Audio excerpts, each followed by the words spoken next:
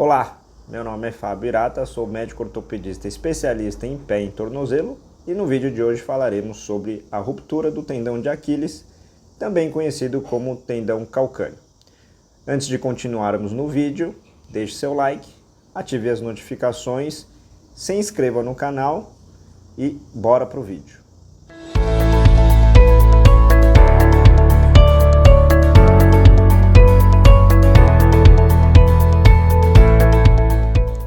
O que é o tendão de Aquiles? O tendão de Aquiles é o tendão mais forte do nosso organismo e ele é composto pela musculatura da panturrilha, que são os dois músculos gastrocnêmios e o músculo chamado solear. Qual que é a função desse tendão? A função desse tendão é realizar o movimento de flexão plantar do tornozelo, ou seja, o movimento no qual o pé ele vai para baixo. E o que acontece quando esse tendão ele rompe? Quando o tendão rompe, as fibras elas são descontinuadas e a causa principal dessa lesão são traumas indiretos. E o que seria o trauma indireto? É um trauma no qual não ocorre uma pancada direto no tendão, mas sim um movimento súbito em que o tornozelo ele está a 90 graus e uma força externa empurra ele para cima, realizando um movimento súbito de dorsiflexão do tornozelo. E quando devemos suspeitar de uma ruptura de tendão de Aquiles? O paciente ele geralmente vai relatar essas três coisas principais. Uma dor súbita atrás do tornozelo, como se fosse uma pedrada, a dificuldade ou a incapacidade de apoiar o membro lesionado e a dificuldade ou incapacidade de caminhar normalmente. Esses são os três sinais principais que o paciente vai relatar após uma ruptura de tendão de Aquiles. E quando atendemos um paciente com suspeita de lesão de Aquiles, devemos realizar um exame físico criterioso. E como é feito esse exame físico? O paciente ele deve deitar na maca de barriga para baixo. Iremos realizar três exames principais. O primeiro deles é a palpação do gap. E o que seria o gap? O gap é a depressão aonde o tendão ele efetivamente foi rompido, né? E chamamos isso de gap palpável do tendão. O segundo teste que devemos fazer é o teste de Thompson. E o que é o teste de Thompson? Primeiro dobramos a perna não lesionada e apertamos a musculatura da panturrilha. Iremos observar que ao apertarmos a musculatura da panturrilha, o tornozelo irá realizar o movimento de flexão plantar. Feito isso, iremos para o lado lesionado, repetindo o exame.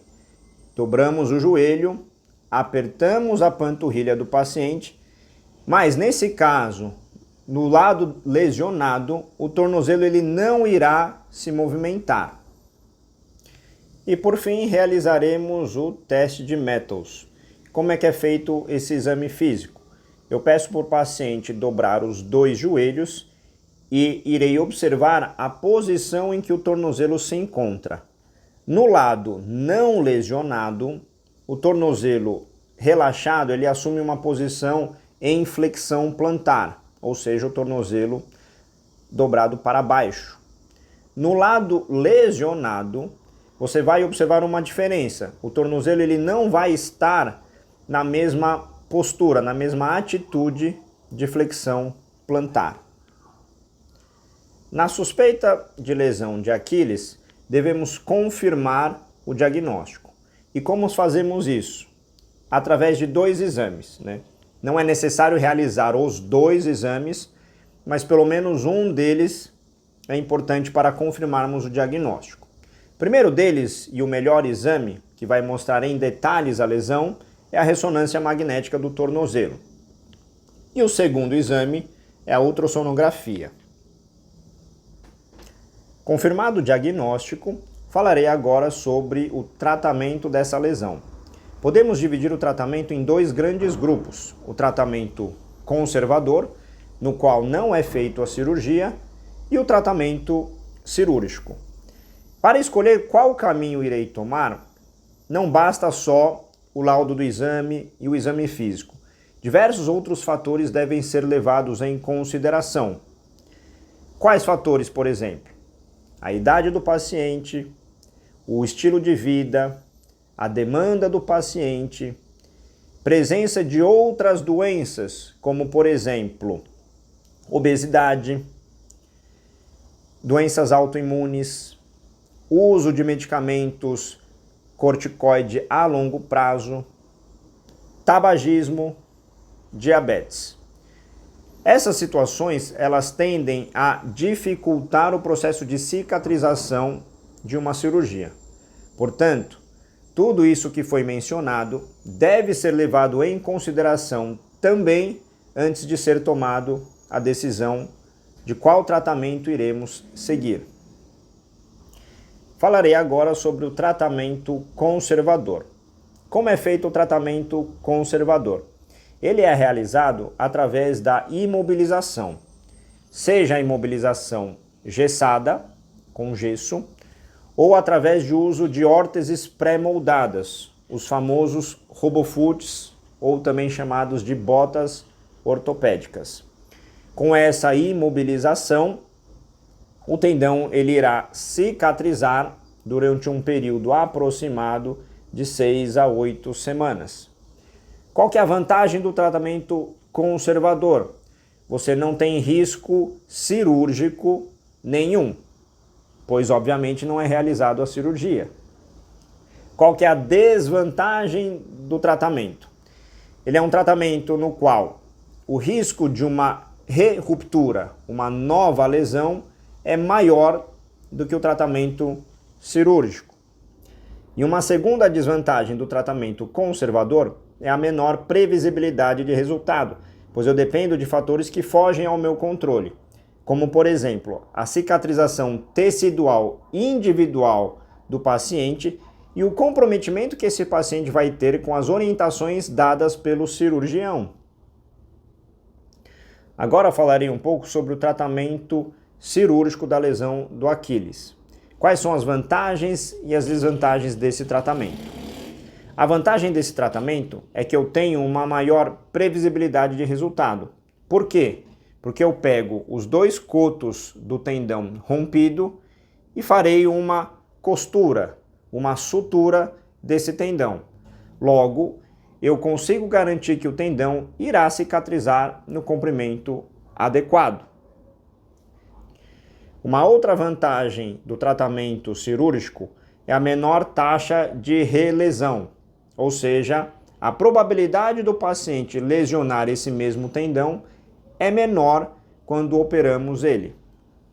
E uma terceira vantagem do tratamento cirúrgico é a maior probabilidade do retorno à mesma força muscular do tríceps sural, da panturrilha. E quais são as desvantagens do tratamento cirúrgico?